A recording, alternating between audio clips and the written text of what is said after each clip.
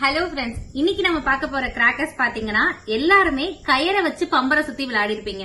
ஆனா பட்டாசுல பம்பரை சுத்தி பாத்திருக்கீங்களா? சோ நம்ம இன்னைக்கு பார்க்க போற கிராக்கர்ஸ் பாத்தீங்கன்னா பம்பரம். இது பிராண்ட் பேஸ் பண்ணி நேம் வந்து சேஞ்ச் ஆகும். பம்பரம்னு சொல்லுவாங்க, அப்புறம் டாப் ஸ்பின் அப்படின்னு இருக்கும். பட் ரெண்டுத்துக்குள்ள இருக்கிற பீஸ் பாத்தீங்க அப்படின்னா சேம் பீஸ் இந்த மாதிரி தான் இருக்கும்.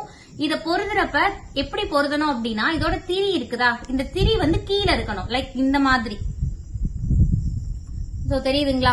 சோ இந்த திரி வந்து கீழே இருக்கணும். நீங்க இங்க பொருந்தும் போது என்ன ஆகும் அப்படின்னா, இதோட பிரஷருக்கு இது இப்படி நின்னுக்கும்.